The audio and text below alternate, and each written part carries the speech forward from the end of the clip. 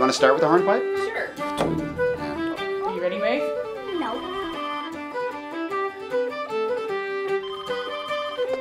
Hello, Center for Irish Music. This is Erica. The Center for Irish Music was started in 2004. Okay. We have over 300 students that we serve every year through our different events and classes. The Center for Irish Music has a wonderful space built to our specifications here in a building called the Celtic Junction. We have 7 studios for private lessons and a larger room for group classes. It's just a wonderful space specifically built for teaching music. We offer private lessons on most of the instruments that are common in Irish traditional music, so whistle, wooden flute, fiddle, bodhrán, button accordion, guitar, bouzouki, piano, probably leaving something out. My aim now is going to be able to play this tune through correctly, at least with all the notes, at least once and sing it. 2, 3, 4.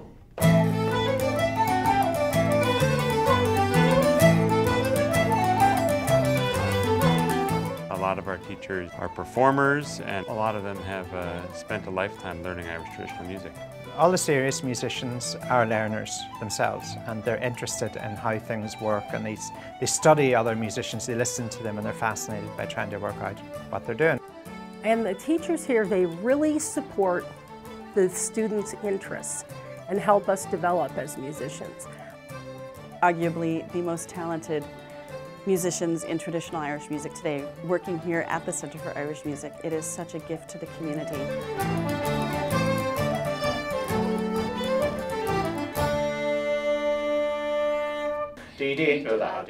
I'm fascinated by, all the different aspects of the music and trying to understand them. And I think if you're fascinated by something, then you enjoy sharing that with other people. You feel as if when you're doing music that you're doing something important, but it's not materialistically important.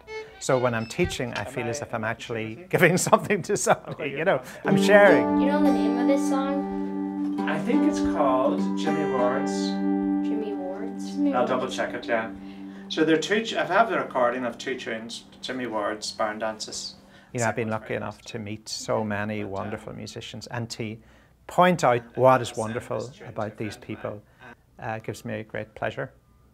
Your hand is moving like this. Sounds good, guys. Like, wow, this is really bouncy and good. And I turned around and they were all standing up. Guys are cut out to be performers. Totally. One of the biggest parts of traditional music is the community aspect of it, the intergenerational aspect of it. We talk about handing down the tradition. It's so focused on community and community interaction and people interacting, especially the kids.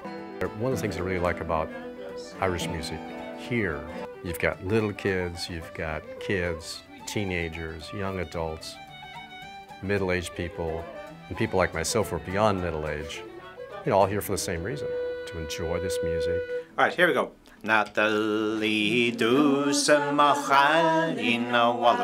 I had heard Irish music as a child growing up, but I didn't really know much more than the Clancy brothers and some of the other big names. The cultural classes, I have taken several. The Celtic myth class maybe is my favorite, although I love the Irish language classes too. Because I played a couple of Irish songs when I was a kid on the violin 60-some years ago. It was a large part of my life, actually. It's almost like a second home, so. I like the energy of the music. It's a very, very positive energy. 3, 4. We're trying to hand down the tradition, and that's music, but it's also about all those things that happen around traditional music. I think it's really important for kids to have that experience of community and of belonging and having all of these adults who really care about them. We have students as young as 2, and I know we have students who are in their 80s. They all love it the same, and they all go home and they're singing their songs, and they get together for sessions and play their tunes. It's really a very dynamic, intergenerational community. Danced a jig in a purple wig. I'm trying to get kids started and get families interested in music when they're young. My teachers are very fun. My favorite thing about Irish music is playing together. Lovely. Ideally, we have the kids start by learning a whole bunch of songs and doing the movement and a bit of dance. And then for them to start the whistle, it's such an easy instrument to start. It's very cheap and totally accessible.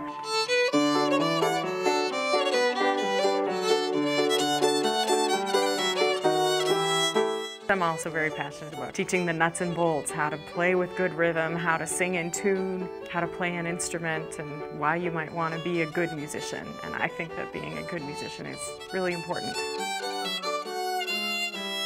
Our advanced youth ensemble they're a very accomplished group of young musicians. They've just come such a long way in the last few years.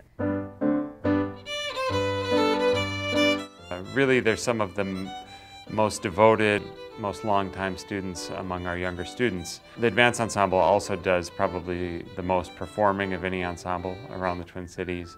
And they've also traveled to festivals outside of the Twin Cities in northern Minnesota, also in Chicago. Playing alone and playing an ensemble is a little bit different because it's more of a challenge than an ensemble, and the challenge is fun because it makes you a better musician. Having them play in an ensemble they learn so much, and all of a sudden their music development goes from, learning a couple of things every week or every month to learning just a pile of music all at the same time. And it's because there's this internal motivation. They want to play with their friends. All the kids learn by ear, and they all have recording devices. So if they want to learn a tune, they just take out the recording device, they can record it, and they can go ahead and learn it on their own. Good luck to all here now, barring the cat who sits in the corner there smelling a rat. Oh, Easter flandering girls and behaving, saving your presence, all chanty will stay. The school does not pay for itself through just the lessons alone. We rely on the generosity of the community of supporters. We have some very generous donors, some corporate donors, and we also have many, many individual donors who are long-standing members of the community who are really excited to see younger people playing the music. And so we're fortunate to have that support, and we're always looking for more support. As the school grows, we need more support. We're the rollicking boys around town to Froggy. Ready, guys?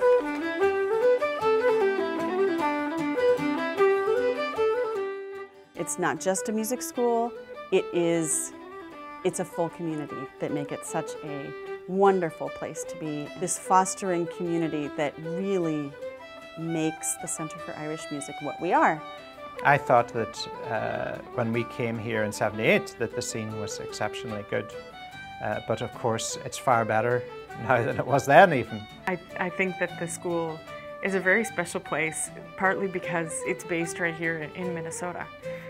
Being part of what you could start to think of as the St. Paul or the Minnesota approach to Irish music, the sound. It's going to be something unique. This is what the Star of Munster sounds like from Donegal. This is what it sounds like from a person from Donegal in New York City.